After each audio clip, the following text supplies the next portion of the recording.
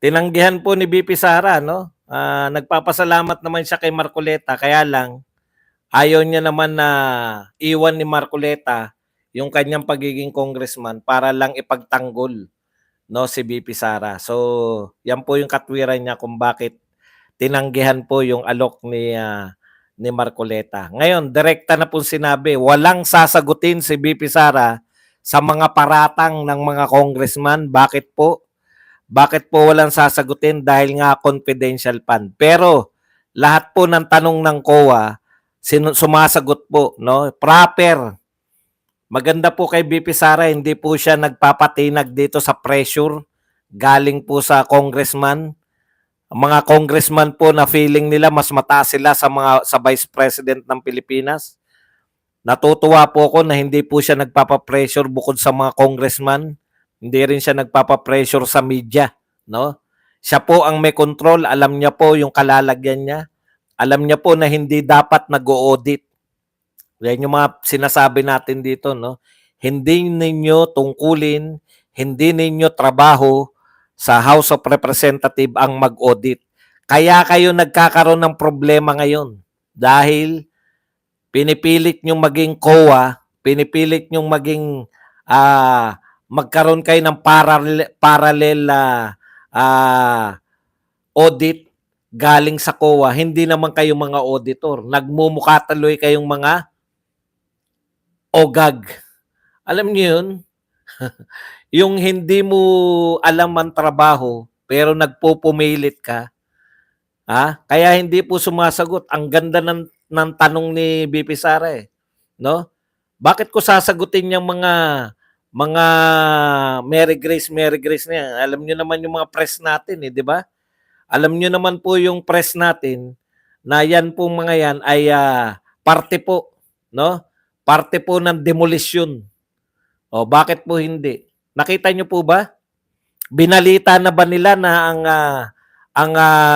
yung COA report na unmodified? Wala pa po nagbabalita sa mga press. Tinatago nyo. Hindi nyo maitatago. May bagong press na. May bago ng media. Kaming mga vlogger. Kahit itago nyo pa yan, alam na ng mga tao na ayon sa COA report, walang anomalya ang Office of the Vice President. Itago nyo man ng itago. Tinatago nyo saan? Sa Mary Grace? Binutata kayo. Sabi ni BP Sara, bakit namin sasagutin yan? Sigurado ba kami na galing sa amin yung mga pinagbabasa ninyo? Panis. Sigurado ba kami na galing sa amin yung mga papeles na hawak-hawak nyo? Paano nila malalaman na galing nga sa kanila? Bawal mong usisain. Bawal mong suriin. May tumistigo ba na galing dyan? Na galing sa Office of the Vice President yan? Pero ang pinakamalupit po na banat ni BP Sara, mas magaling talagang bumira yung mga Duterte kaysa kay Badong. Ilang araw ko nang binabanatan yan. Di ba? Sabi ko, bakit hindi nyo imbestigahan ngayon yung ibang confidential fund? Pero mas maganda po ang banat ni BP Sara. Ito po ang sinabi. Talagang mas matalino sa akin. Ano sabi ni BP Sara? Kung talagang ang intensyon nyo ay makagawa ng batas na may kanalaman sa confidential fund, dapat sampling ang ginawa ninyo. Lahat ng opisinang may confidential fund. Ang galing, no? Sampling, tama. Scientific po yun. Lahat ng may confidential fund, mag-sampling kayo. Isalang ninyo. Pero anong ginawa nila? Isang opisina lang. Dalawa pala. Yung isa, DepEd. Si BP Sara rin yung head. Sa dalawang opisina, parehong pinamumunuan ni BP Sara. Dalawang opisina na lang yung inimbestigahan nyo na confidential fund. Ang tanong po ng maraming tao, marami na pong nahahawa sa atin ngayon. Marami na nagtatanong, 4.5 billion ang confidential fund ni BBM. Bakit hindi nyo imbestigahan? Malinaw ba kung saan ginamit?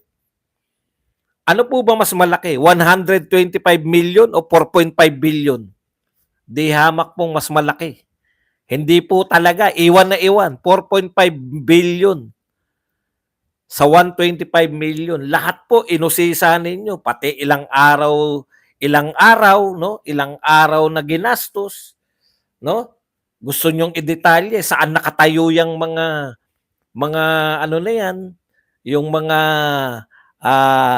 safe houses na matagal na sigurong safe house yan. Gusto nyong ibulgar. O ngayon po, saan ginastos ng Pangulo yung 4.5 billion? Huwag nyong sabihin hindi pwede. Pumwede nga sa inyo. Sinasabi na nga ni BP Sara, huwag nyong imbestigahan yan dahil hindi nyo pwedeng busisiin isa publiko yung confidential fund. Confidential nga eh. Pinagpilitan nyo. Ano sinasabi nyo? Transparency. Halal kami ng tao. Halal kayo ng tao. Kaya gusto nyo malaman, bakit BP Sara lang? Bakit OVP lang at DepEd lang nung panahon ni BP Sara? Ba? Lahat po, sana, nang may OVP, merong confidential fund, halatang halata kayo. Dalawa ang inimbestigahan nyo. Parehong pinamumunuan ni BP Sara. So ano po ito? Persecution. Hindi po kayang saluhin yan ng mga media. Paulit-ulit lang sila sa Mary Grace Piatos, Mary Grace Piatos. Hindi nila kaya kami. Kaming bagong media, hindi niya kaya mga yan kasi nagbabasa lang po yan. Yung katwiran namin, tatagos. Tatagos yan sa mamamayang Pilipino. Tsatsagain namin kayo. Sabi nyo, huwag kayong kantsawan. Sa mga pagmumukha nyo, sa mga pagngiwi-ngiwi nyo, sa hindi nyo papadrug test, hindi namin kayo kakantsawan. Kakantsawan namin kayo, sabi nyo. Open kayong mga congressman, banatang kayo sa ginagawa ninyo. Bilang congressman. Eto tanong. Nag-imbestiga kayo ng confidential fund. Ano sabi ni BP Sara? Kung talagang yan ay in aid of legislation, dapat nag-sampling kayo. Nag-sampling kayo ng ibang may confidential fund para malaman nyo kung ano talaga nangyayari sa confidential fund. May sampling bang naganap? Wala. Sino lang ang tinutukan? Dalawa. DepEd at saka OVP. Kahit mukha kaming makulit, iba po to. Ibang labanan to. Paano ginastos ng presidente ang kanyang confidential fund? Sige, iimbestigahan nyo ba? Bakit hindi nyo iimbestigahan? Mas malaki yun. Yan ang tanong ngayon sa inyong taong bayan. Bukod pa sa nakabinbin na tanong na ano na nangyari sa Maharlika Fund? Ano nangyari sa ginto? Pinagbentahan ng ginto. Record-breaking ang Pilipinas. Pinakamaraming binentang ginto. Inano nyo yan? Saan napunta yan? Saang bulsa? Kaninong bulsa napunta yan? Bulsa ba ng gobyerno? O bulsa ng kunsino? Hindi po pwede. Hindi kami papayag. Sabi nyo, trabaho nyo lang ang sitahin. Ito po, sinisita namin kayo. Anong ginagawa nyo sa trabaho nyo? Bakit persecution yung gusto nyong gawin? No? Bakit ang ginagawa nyong investigasyon ay direkta mga Duterte lang? Pahiya kayo. Pogo. Walang ebidensya na naglilink kay Tatay Digong sa Pogo. Napahiya kayo. Ang tagal nyong inimbestigahan. Picture lang kay Alice Go tsaka ni Duterte. Si Michael Yang na naman. Pucha, pinakamataas na naman si Duterte. Nag-imbestigahan DOJ, walang ebidensya na mag-uugnay kay Duterte sa Pogo. Hindi ba kayo magsosorry? Reza Hontiveros, Hindi ka ba man lang hihingi ng tawad? Ay, sorry po sa pag-involve ko sa inyo sa aking krokis-krokis. Nag-krokis-krokis ka, pinakamataas. Parang mastermind ng Pogo si Duterte. Nung nag-imbestiga yung DOJ, walang ugnayan si Duterte sa Pogo. Sa illegal na Pogo. Oh, ano na? Hihingi ba ng sorry ang mga yan? Hindi. Balikan natin, isa pa. Kailan ninyo iimbestigahan yung confidential fund ng Pangulo ng Pilipinas? 4.5 billion. Bakit hindi nyo iimbestigahan? Anong masasabi nyong makatarungan ba yan? Umamin muna kayo na ang ginagawa nyo ay laban lang para lang siraan si VP Sara. Hindi na kami kikibo. Nagmamalinis pa kayo eh. Pero yun ang taong bayan. Kaya namin inaalam. Bakit yung confidential fund ba ni Marcos, BBM, hindi ba pera ng taong bayan yan? Pera din po yan ng taong bayan. Imbestigahan nyo rin. Ipatawag nyo rin. At pag sumagot si BBM, yes or no lang, sasagot mo! Putak! Ganunin nyo rin.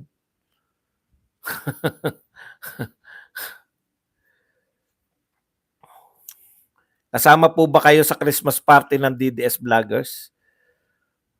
Ay, naroon daw pangalan ko, hindi. Kasi by invitation yun eh. Ngayon ko lang nalaman na naroon ang pangalan.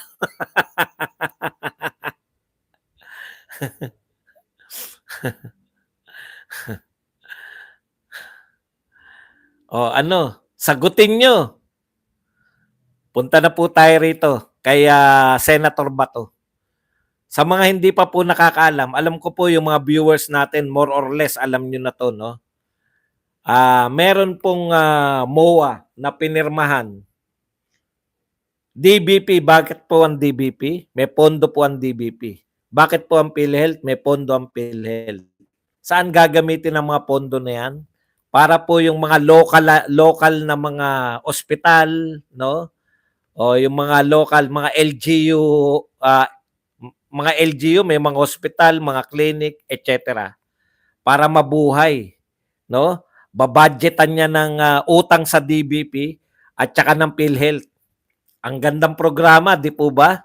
May partnership.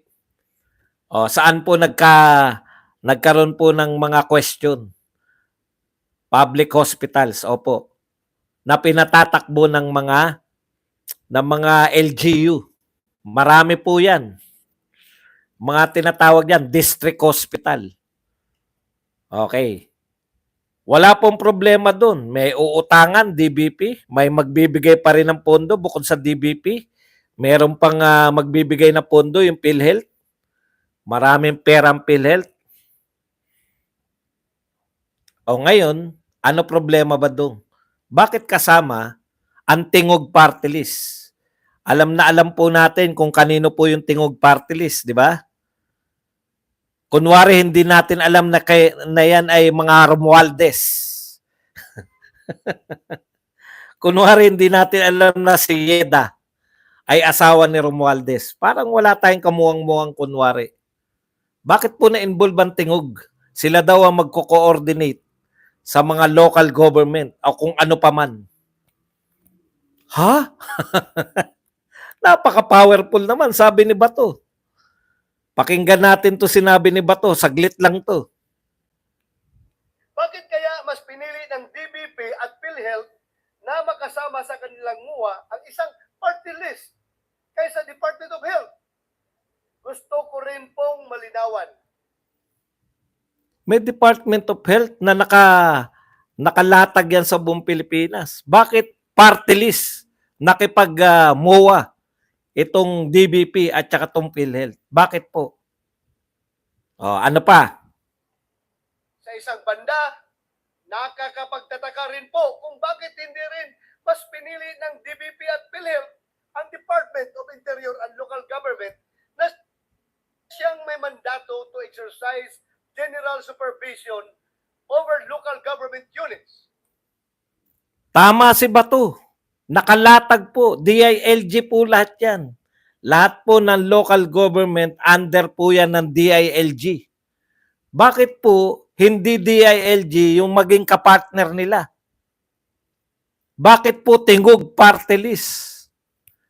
Alam nyo na yung naiisip ko, yun din yung naiisip nyo. 'Di ba? Tuloy natin yung sinasabi ni Bato. Naririnig nyo ba yung sinasabi ni Bato? Naririnig nyo po? Mas may kapasidad ba ang tingog party list kaysa DOH at DILG? Mas may kapasidad ba yung tingog kaysa sa DOH at DILG? Yan yun eh. Hindi na natin tutuloy kasi hindi naman naririnig ng iba. Bakit hindi na lang DILG? Bakit kailangan tingog party list pa? Alam nyo na kung bakit.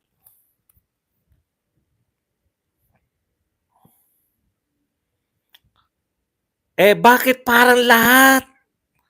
No, ito po ang pinagtataka natin. Bakit lahat ng gusto ni Martin, what Martin wants, Martin gets? Wala ba talagang kapangyarihan ng Senado? Sa BICAM po, tignan nyo po.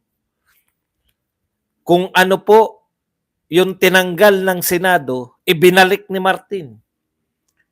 Yung tinanggalan ng pondo yung Office of the Vice President, ni piso, hindi po natasan.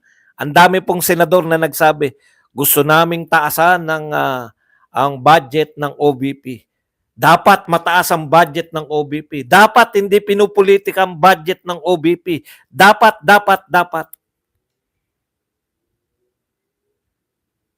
Lahat sila naniniwala na dapat hindi bawasan.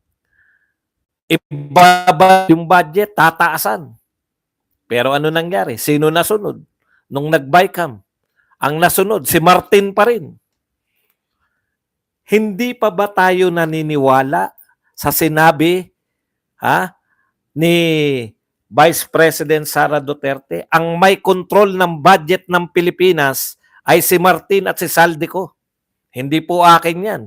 Kay Vice President po yan. At napapatunayan natin ngayon. Tinanggal nyo sa Senado ang AKAP. Anyayabang pa eh. Tinanggal namin ang AKAP dahil ito ay palakpakan. Yes! Ang gagaling naman senador! Ang gagaling ng mga senador. Tinanggal nyo yung AKAP. Pagdating ng BICAM, naroon si Martin. Ngayon, sino pa nagpapaliwanag? Si Grace po. Kayo nagtanggal niyan eh. Yung pagbabalik ng AKAP, pinaliliwanag ni Grace po. Kasi may share. May share na ang Senado. Hinatian. Binigyan ng boto. Laway na laway ang mga senador. Nakakahiya pong sabihin. Naglalaway po yung mga senador sa binigay sa kanilang boto. Binigyan sila ng 5 billion sa AKAP, 21 billion sa mga congressman. 5 billion, binigyan sila, binalatuhan sila. Tuwan-tuwa na sila. Yes, balik na natin yan. Meron na kaming share. Meron kayong share? Kayo nagtanggal? Inanuhan lang kayo ng boto? Laway na laway kayo. Binalik nila yung AKAP. Binatuhan sila ng boto eh. Parang mga naglalaway na aso eh. Opo, magalit po kayo. Yun talaga. Ganon ang ginagawa sa inyo ni Martin. Siguro, hindi nyo lang alam. Tignan mo. Nagkandarapa pa sila na umuo na ibalik yung AKAP. What Martin wants, Martin gets.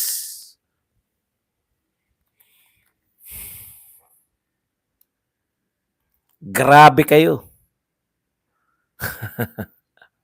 Kontrolado kayo. Alam nyo kung bakit kayo kontrolado? Sinabihan lang kayo na kasama kayo sa maghati ng akap? Okay na kayo? Bakit nyo ba tinanggal yan in the first place? Ano ang katwiran ninyo? Bakit nyo tinanggal yan? Mananatili po kayong sunod-sunuran sa ugali ninyo na yan. Ito po ang magagaling, no? Mga walang dungis na mga taga-UP. UP! Yung mga taga-UP na kasama na nagdiriwang dahil may anomalya raw kuno. May anomalya di umano sa 125 million. Yung mga profesor ng UP na kasama dito sa mga impeachment, tanong ko sa inyo, anong gagawin nyo ngayon? Hindi ba napaka-epokrito nyo kung wala kayong gagawin, yung mga profesor ng UP? Na kung makapuna sa Office of the Vice President ay wagas? Tatanungin ko kayo ngayon, anong gagawin nyo rito? Basahin muna natin. The Commission on Audit has flagged the University of the Philippines, UP, system for accounting errors, omission, and deficiencies amounting to 15.49 billion. Issue sa inyo 125 million confidential fund. Pero yung 15.49 billion, dehin bokiki kayo. UP professors, sa bakuran ninyo, may anomalya. Ayan, no, sabi ng COA, accounting errors, omission, and deficiency. 15.49 billion. Yung OBP pa may ganyan? Wala po. Ayon sa COA, unmodified opinion, pinakamataas. Sa inyo, mayroon 15.49 billion. Anong gagawin nyo mga taga-UP? Yung mga nagrarally kung saan-saan. Hindi nyo re-rally yung mga pinuno ninyo? Ang tawag dyan, mga epokrito.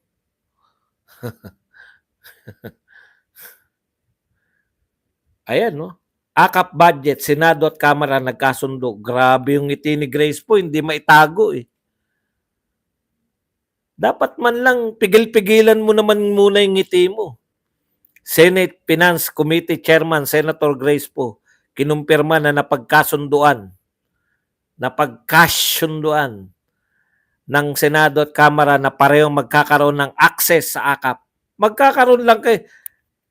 May mga katwiran po kayo, di ba? Ang sabi nyo, ang AKAP ay ginagawa na yan ng ibang ahensya. Ang AKAP ay duplicity. Ang AKAP ay pwede nang ilagay yan sa iba. Mas kailangan ng ibang ahensya.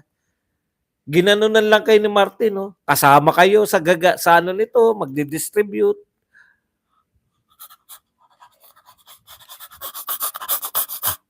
Putya, halatang halata.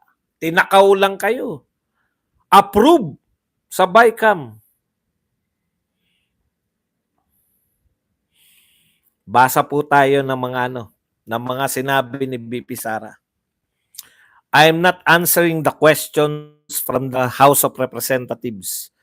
Plus the fact that, as I said, this is a political attack. Halatang halata, political attack.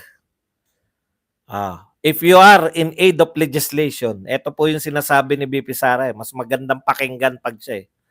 If you are in aid of legislation and you want to legislate about confidential funds, you do not target one office, terrorize and torment the employees of that office. What you do is do a random sampling of the offices who have confidential funds. Why not call the office of the president? was billions and billions and billions and billions and billions of confidential fund. Galing, no? 'Di ba? Kung gagawa kayo ng batas, bakit nyo sinisingle out na imbestigahan yung confidential fund? Kung gagawa kayo ng batas na may kinalaman sa confidential fund, you should do a random sampling of the offices na mayroong confidential fund. Bakit sininggle out nyo yung Office of the Vice President? Gandang katanungan. Sagot.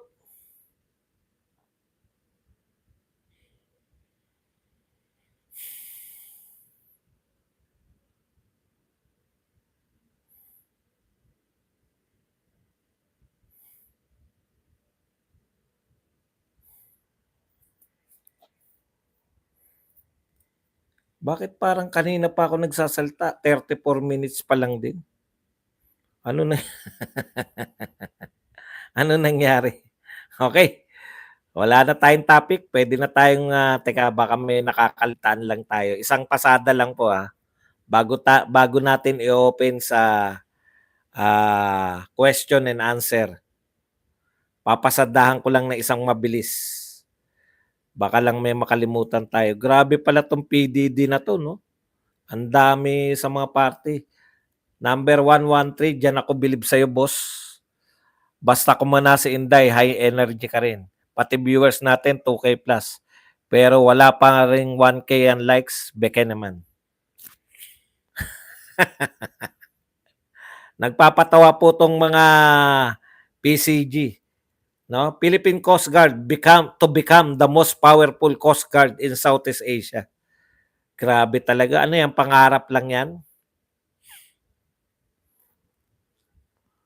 Ito po ang sabi ni Tony Lechon. Naniniwala si Public Health Advocate Dr. Tony Lechon na panakip butas lang ang pagdinig ng kamera kaugnay sa mga Duterte para hindi mapansin ng publiko ang mga umano'y anomalya sa paglilipat ng 90 billion pondo ng PhilHealth. Grabe. Yan ang matinding akusasyon, no?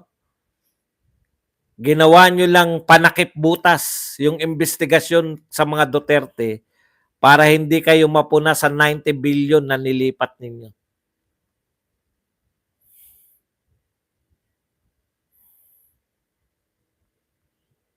Ito po ang katanungang isa pa. Ano na nangyari sa confidential fund?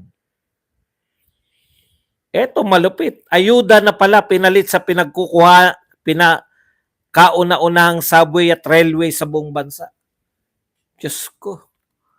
Ginawang ayuda na lang yung budget para sa railways at saka sa subway. Ito po ay sa programa ni kabatas natin. Alright. Kasi kinukuha nyo dito. Meron siyang malaking macroeconomic impact. Invento mo lang yun. Maraming salamat sa iyo, kabatas.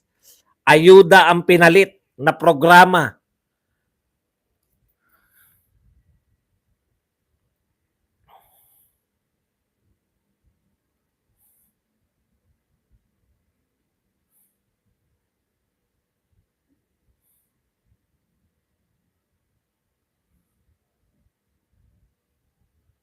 Ito na po. Dumadami na po yung may panawagan. Karapatan ng taong bayan malaman kung saan mo to ginamit at nasa ng resibo. Saan ginamit ni Marcos ang 4.5 billion confidential intelligence fund? Nananawagan na po. Alam nyo, kasalanan nyo yan eh. Nananahimik ang Pangulo, ang mga naunang Vice President at mga naunang Pangulo sa mga confidential fund. No? May balik po yan. Ngayon po, hindi nyo maaawat ang tao. Bakit si BP Sara lang ang inimbestigahan yung confidential fund? Saan napunta yung confidential fund ni Marcos? 4.5 billion. Taon-taon yan ha. 2023 lang po yan. Nang nakaraan taon, ganyan din po. Meron din po. Kalkalin na rin natin lahat. Para lahat ng mga sekreto ng bayan. Hindi po obra, galit-galitan kayo. Kayong mga congressman, di po ubra na parang, Mary Grace Piatos, wala pala yan. Puta mga Mary Grace Piatos na yan. Wala pala yan. Hindi po ubra yan. Mga drama nyo. Dahil binuksan nyo na yan, ngayon nananawagan na rin ang mga tao. Ano yan? Vice President lang ang imbestigahan nyo? Imbestigahan nyo rin pati si Bongbong Marcos. O dagdagan nyo pa, nasan yung pinagbilhan ng ginto? Pag ang congressman natin hindi nag-imbestiga dyan sa ginto, Maharlika Fund, transfer ng budget ng PhilHealth, ito po ay malalaking pera. Bilyon na pera to. Daang bilyong pera to.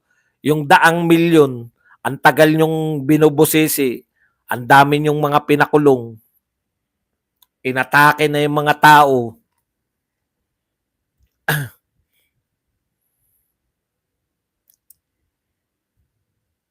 Simple lang pong panawagan yan. Kahit po tangang tao.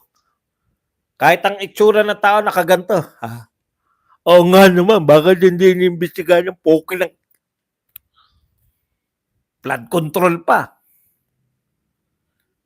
Tinodo nyo na. Tapos dadagdagan nyo na naman, tingog party list, kapartner ng DBP tsaka ng PhilHealth. Tindi, no? Kapartner ng dalawang may pera. Ang magko-coordinate ng pera nyo, tingog party list. Ang lupit nyo, boy. Garapala na yan, tingog. Sino ba ang mga tingog na yan? Putya, baka hindi mga kilalang ano yan, ha? Ngayon ko lang narinig yan, Baka mga hindi kilalang mga pamilya ang nagpapatakbo niyan. Kay Diwata ba yan? Si Diwata ba nagpapatakbo niyan? Sino ba yung tao na yan? Baka mga sikat na artista yan. Hindi ba artista yan? Romualdez. Si Yeda, asawa. Asawa ni Martin. Hindi. Ang lupit ng pamilyang ito. Isang party list, kapartner DBP, kapartner PhilHealth, kapartner. Antindi nyo. Kapartner nila lahat. Ano yung kapartner nila? DBP, daming pera. PhilHealth, ang daming pera. Tingog party list, Romualdez. Tsaka yung Asidre. Nakita nyo ba yung mukha ng Asidre?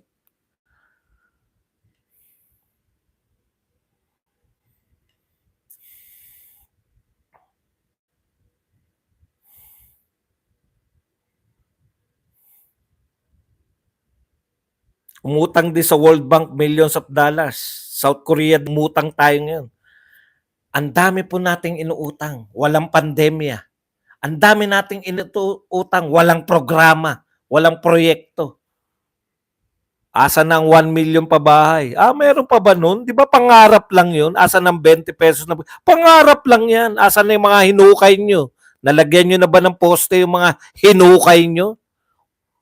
Asa na? Ano na nangyari? Sa pinangangatwiranan ninyo, kinakailangan natin na umikot kasi tayo po ay naghanap ng mga investors, no? Kada lilipad si Pangulong Marcos, purin-purin nyo. Nakuha na naman tayong pangako mula sa bansa. Asa na po yan? Totoo po yun. Nag-invest po. Ngayon po, ngayon ang panahon na yung mga malalaking kumpanya sa US nag-invest po sa Southeast Asia. Apple, Microsoft, Tesla. Grabe, pinakamalalaking kumpanya sa mundo na nakabase sa US. Nag-invest po talaga. Golden age of investment in Southeast Asia. Nakinabang po ang mga Southeast Asian nations. Yung nakapaligid po sa Pilipinas. Hindi sa Pilipinas. Yung Pilipinas, yung presidenteng Pilipino ang umikot ng umikot. Alam po ninyo, sa sales, importante yung produkto mo ang binebenta. Kahit na anong tokens mo, kahit na anong sales stock mo, pag bulok ang binebenta mo, Kahit na po anong gawin ninyo dyan. Kumuha kayo ng mga endorser ng mga sikat, pero bulok ang inyong ano. Di ba? Nakita nyo yung endorser? Sikat na sikat. May endorser tayong sikat na sikat. Pampapogi. Marabillas. Pucha, kahit na anong gawin ni Marabillas. Ang galing sa sales stock ni Marabillas. Oh, malamang ang depektibo yung produkto. Walang pagbabago sa pagmumukha eh. Gracious. Share ko po sa PDL. Thank you very much po. Ay malapit, buti na paalala mo. Malapit na po tayo magbigay dun sa ano. Hindi ko na kaya, hindi ako marunong hindi ko alam kung ano yung click na laruan o ano. Bibigay na lang natin pera na.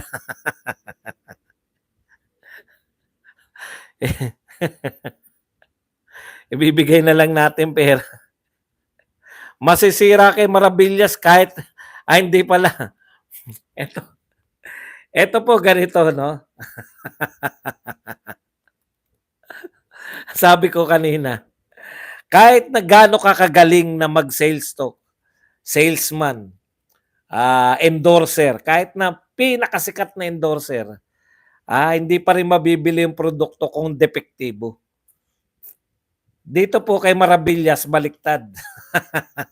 Kahit na gaano kagaling, kahit gaano kahusay, palagay mo nang ito, scientifico, talagang napakagaling.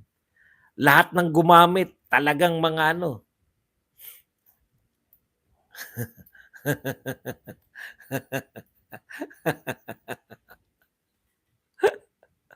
Kabaliktaran po yung kay Marabillas eh. Kahit gaano ka-epektibo ang produkto, hindi tatalaban si Marabillas.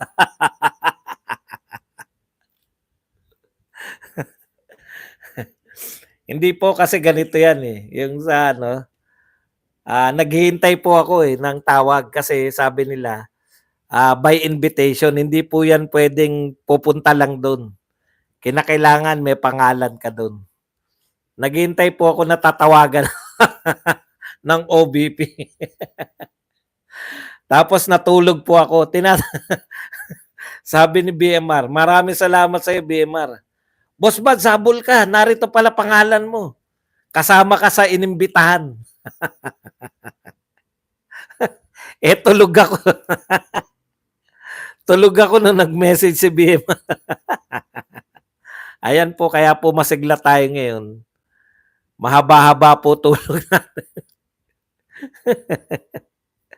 Sayang ang pagkakataon. Bale, meron naman pong meron naman pong another chance. Magkakaroon pa po. Naroon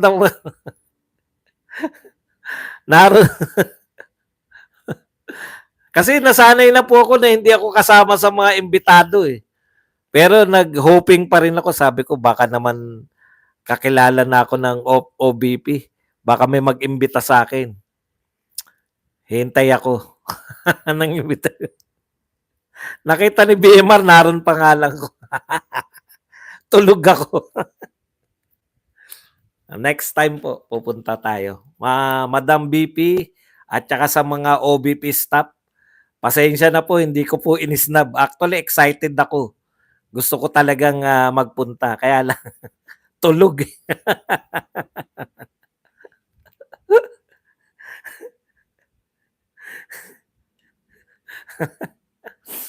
Po siya, yung SMNI nga, kailan lang ako napatawag, di ba? Ngayon lang ako napasama sa SMNI, nakasama ako sa activity. Tree planting. Sarap dun. Mahangin sa bundok eh. Rayat. Pero nakakatakot, no? Ayun. Tutulog-tulog sa pansitan. Yan po. Masarap po kasi. Ang tagal ko nang hindi nakakatulog na maayos. Ilang araw na po ako hindi nakakatulog na maayos. Ngayon lang ako nakatulog talaga na mahaba-haba. Ayun.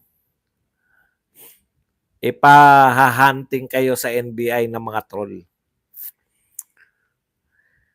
Okay lang, pwede naman pala hindi umattend. Hindi, attend po kami 'pag pinatawag. Ano ba, tatakot